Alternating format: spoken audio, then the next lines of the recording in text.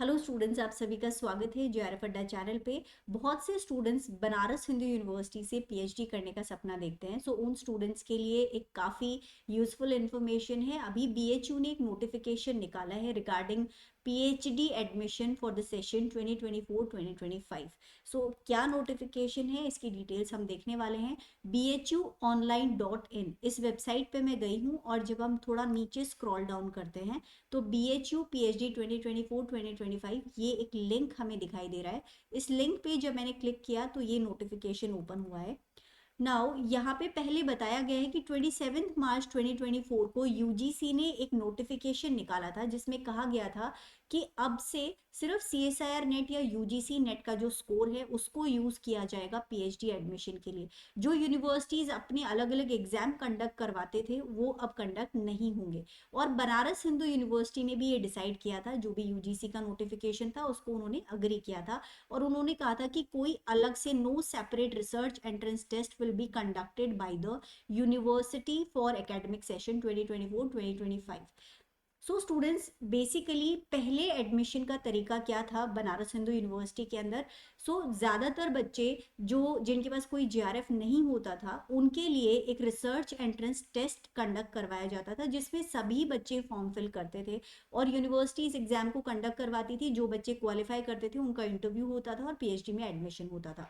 Research entrance test में एक exempted mode भी था पहले, और इसमें बेसिकली कौन से बच्चों को कंसिडर किया जाता था, जिनके पास कोई जो एक सेंट्रल एग्जाम उन्होंने दिया है और उसके अंदर उनको जीआरएफ मिल गया है, उन स्टूडेंट्स को जो रिसर्च एंट्रेंस टेस्ट है उसके एग्जेम्प्टेड मोड में लिया जाता था और डायरेक्टली इंटरव्यू के बेसिस पे इनको पीएचडी में एडमिशन मिलता था। अब एग्जैक्टली क्या हो रहा है, जो ये जून 2024 वाला सीएसआर नेट एग्जाम हुआ था जिसका रिजल्ट ऑलरेडी डिक्लेयर हो चुका है, यूजीसी नेट का भी रिजल्ट डिक्लेयर हो चुका है। यहाँ पर जो जेआरएफ क्वालिफाइड कैंडिडेट्स हैं उनको अभी भी आरईटी एग्जेम्प्टेड मोड में ही बताया जा रहा है। रिसर्च एंट्रेंस टेस्ट इसका मतलब होने वाला है अगेन। जो पहले होता था जीआरएफ क्वालिफाइड कैंडिडेट्स को अगेन आरईटी एग्जेम्प्टेड मोड में कंसिडर किया जा रहा है। अब जो आरईटी एग्जाम है वो कौन देने वाले हैं? The JRF qualified candidates as well as candidates qualified for category 2 and 3 of UGC and CSIR NET exam June 2024 shall be eligible for consideration under RET mode. जो कैटेगरी 2 और कैटेगरी 3 के students है CSIR नेट या UGC net वाले, उन students को ये RET exam भी देना होगा, जिसके बाद वो इंटरव्यू देंगे और तब जाकर के पीएचडी में एडमिशन होगा। अब यहाँ पर ट्विस्ट ये है कि सिर्फ कैटेगरी 2 मतलब जिन्होंने एलएस क्वालिफाई किया है और कैटेगरी 3 जिन्होंने अपना पीएचडी ओनली एडमिशन के लिए जो एग्जाम है उसको क्वालिफाई किया है, उनको ये आरईटी एग्जाम देने के लिए एलिजिबल यहाँ पे माना गया है। देखते हैं कैटेगरीज 1, 2, 3 का एग्जैक्टली मतलब क्या है सीएसआर नेट एग्जाम में या फिर यूजीसी नेट एग्जाम में। जो कैटेगरी 1 स्टूडेंट्स है उनको कैटेगरी 1 वाले जो स्टूडेंट्स हैं उनको जीआरएफ भी मिलता है, उन्हें एलएस मिल जाता है, असिस्टेंट प्रोफेसरशिप के लिए एलिजिबिलिटी भी मिल जाती है और पीएचडी एडमिशन के लिए भी वो एलिजिबल हो जाते हैं। कैटेगरी 2 स्टूडेंट्स जो है उन्हें जीआरएफ नहीं मिलता, उन्हें असिस्टेंट प्रोफेसरशिप के लिए एलिजिबिलिटी मिल जाती है और पीएचडी एडमिशन के लिए भी एलिजिबल हो जाते हैं। कैटेगरी 3 स्टूडेंट्स को ना तो जीआरएफ मिलता है ना ही असिस्टेंट प्रोफेसरशिप के लिए एलिजिबिलिटी मिल रही है, उन्हें सिर्फ पीएचडी एडमिशन के लिए एलिजिबल माना गया है। अब इसमें से कैटेगरी 1 को तो कर दिया है आरईटी एग्जेम्प्टेड, मतलब इन बच्चों को आरईटी का एग्जाम देने की जरूरत नहीं है। कैटेगरी 2 और कैटेगरी 3 वाले जो स्टूडेंट्स हैं वो पर्टिकुलर स्टूडेंट्स आरईटी एग्जाम में बैठने वाले हैं। लेकिन अब बाकी स्टूडेंट्स का क्या, जो कि कैटेगरी 2 या कैटेगरी 3 में भी सिलेक्ट नहीं हो पाए। Students sadly this is I don't think that this is a fair decision. अगर एग्जाम कंडक्ट करवाया ही जा रहा है तो सभी स्टूडेंट को डेफिनेटली यहाँ पे अलाउ किया जाना चाहिए इस एग्जाम को देने के लिए। बट अगर आपने सीएसआईआर नेट वाला जो जून का एग्जाम था वो नहीं दिया या आपने कैटेगरी 2 और 3 में भी क्वालिफाई नहीं किया है तो आप ये एग्जाम नहीं दे सकते। That is the sad part. Anyways, यही नोटिफिकेशन आया है। Further for admission to PhD program under this mode institute of agriculture sciences, so जिन स्टूडेंट को इंस्टीट्यूट ऑफ एग्रीकल्चर साइंसेज के पीएचडी प्रोग्राम में एडमिशन लेना है, उनके लिए agriculture service recruitment board ASRB examination 2024 का जो स्कोर है उसको यूज किया जाएगा।